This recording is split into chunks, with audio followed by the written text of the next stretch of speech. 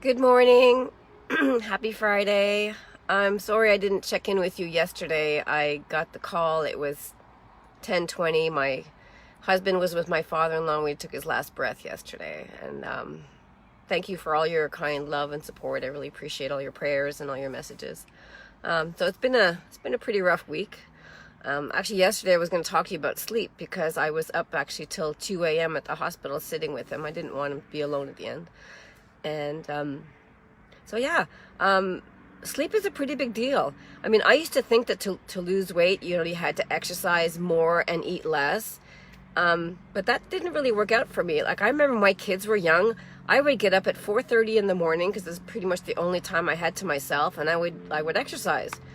And then I would feel like, okay, well, I did my exercise, so maybe I can eat something now. Or that time that I actually was doing my exercise at 4:30 in the morning, and I did some kind of a side bend wrong, and I pulled something in my hip, and I was in excruciating pain. I couldn't work out for like a month after that, and I felt so sorry for myself. I would just like eat and drink stuff. Hey Scott, hey Eddie, good to see you here. So yeah. So that didn't really work out for me. And you know what turns out to be, besides nutrition is huge when you want to lose weight. But when you're actively trying to lose weight, exercise, I think it depends on what you're doing for exercise. But what's more important than exercise is actually sleep. Yeah. Because, I mean, if you're not getting 7.5 hours of solid sleep, good quality sleep, you're not burning that stubborn belly fat you're trying to get rid of. For instance, what happens though, because what happens when you're sleeping is that you're resetting all your hormones. There are things like cortisol is like super low it's supposed to be low when you're going to bed at night. So you want to keep that low. Your human growth hormone gets reset. Things like serotonin and melatonin, all these different hormones that are affecting your fat, those all get reset. And if you're having a really crappy sleep, like I've got 2 cats, and if I don't close my doors and put my earplugs in, like they disturb my sleep all night long, and they actually do sometimes. So you have to really get a good sleep if you're going to burn that, especially that belly fat. If you're struggling with weight, like I said, exercise is not necessarily like the most important thing. Hey Eddie. Yeah, I'm still here. Yeah, and there's a couple of things you can do actually to get better sleep. First of all is the nighttime routine. Like, I know for me, like I like to have a hot bath with Epsom salts at night before I go to bed. I'll actually have a whole hour, 2-hour routine. Have that nice bath, read, I'll do some reading, like an actual physical book with paper in it. I'll do some reading. And I make my bedroom specifically for sleep and a little bit of like sex too, Corey. Sex and sleep, that's what the bedroom is for. So, get those computers out of there, get those TVs out of there.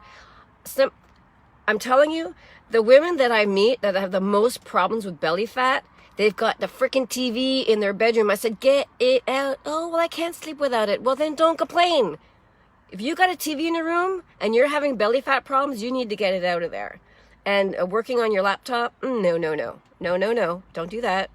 Sex and sleep, have your little reading corner in there with actual paper books. Like, I'm not talking about reading like on an iPad. That's gonna, there's electromagnetic frequencies that disrupt your brain waves. Like, just get all that stuff out of there. If you've got like an alarm clock with white digits or blue digits on there or green, that too, that kind of light disrupts your sleep as well. Hey Danny, hi Melanie, bonjour Bart.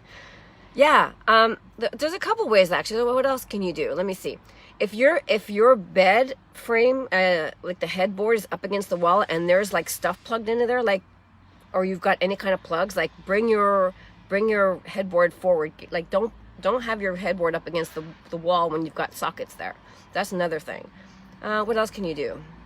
Oh, don't drink too much before you go to bed, because if you're up peeing all night, that's not a good idea either.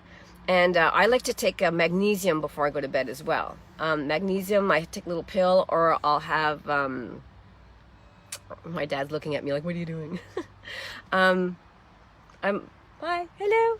Yeah, I'm sorry. Yeah, I'll take, or there's this stuff called Natural Calm. That's really good too. Hello, Marie-Claude. Hey, Suzanne. So there's that you can do. What else can you do?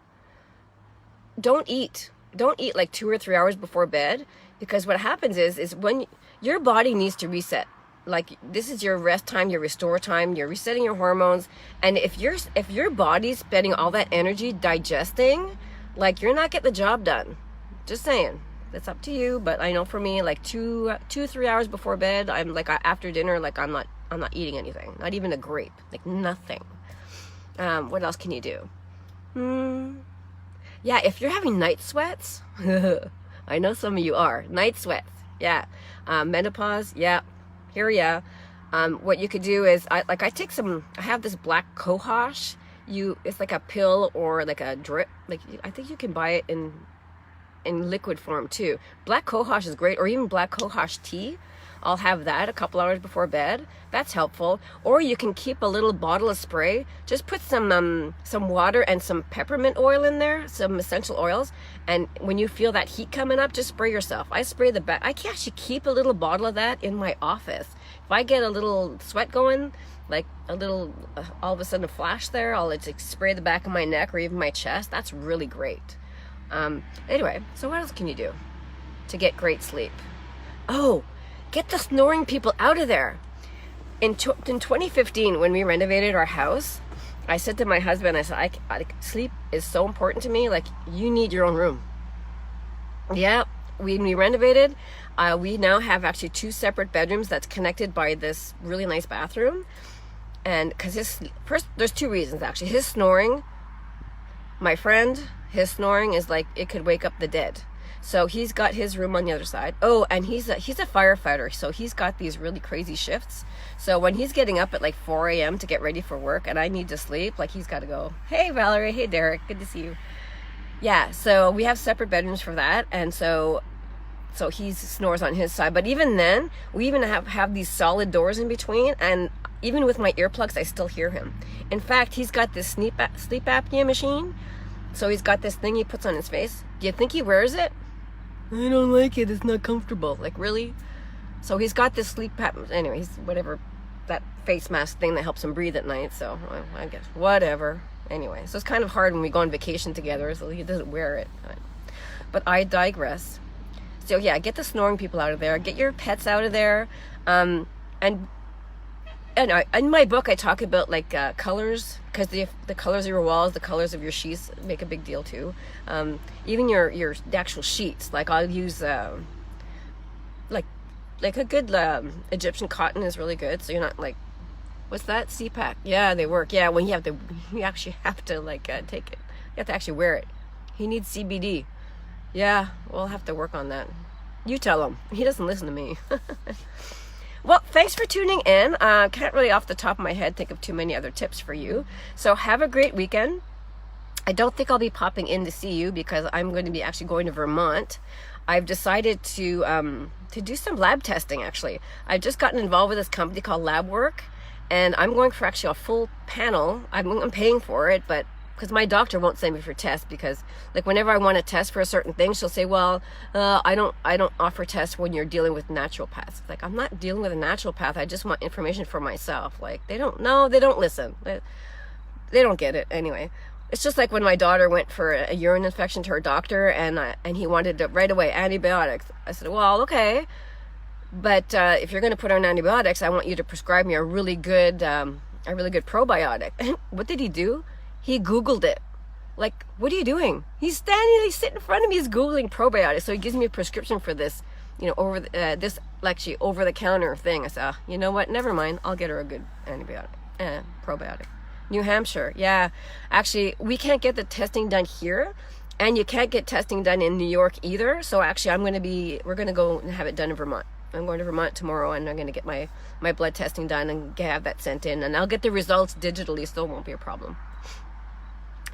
And I'm going to have that done for myself. I'm learning a lot about that. So when I actually get all that stuff done, I'm going to offer it to other people too. Hey, Bob, I hear you about the doctors. Yeah, Yeah, testing has gotten really interesting. Like, if you're doing everything right, you're eating really well and you're exercising, and when you're ready to exercise, once the weight's gone and everything else, and you're sleeping well and you're doing everything right and you're still having issues, you've done elimination, you know what you're intolerant to, and you're still not getting results. That's kind of where I am right now. So I want to know, is there something in my blood? Is there something in my microbiome? I'm going to get tested for that stuff, and I'm going to tweak. I'm just going to take that information, I'm going to tweak, and I'm not going to rely on my doctor to help me with it. So anyway, more on that. I'll talk about that eventually when I get it done, and I'll have more information, because I just want to help you guys out. I know that if you're listening to me, you're probably struggling with a lot of the same things I am. If you've got the stubborn belly fat and you're getting older like me and you just want to have this amazing life so you don't end up in some old age home, sitting there in your pee, that's not where I'm going. I'm going to Disney with my grandkids. I want to be hiking Santa Lara till I'm 90. So that's what I'm looking forward to. And if I can help you get that too, so be it.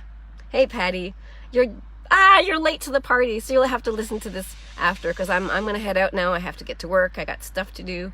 My husband's coming later. We have to help, settle some stuff for his dad's estate and all that kind of stuff. Thanks again for your support. Thanks for tuning in. I love having this connection with you. It's, these lives just kind of get easier and easier as you keep doing them. But my arm is getting kind of sore, holding up this machine, this phone. So I'm going to let you all go. Have a great weekend, and I'll see you on Monday.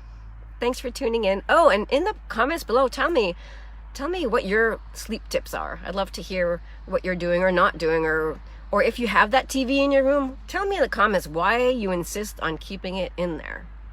Have a great day, everyone. Bye now.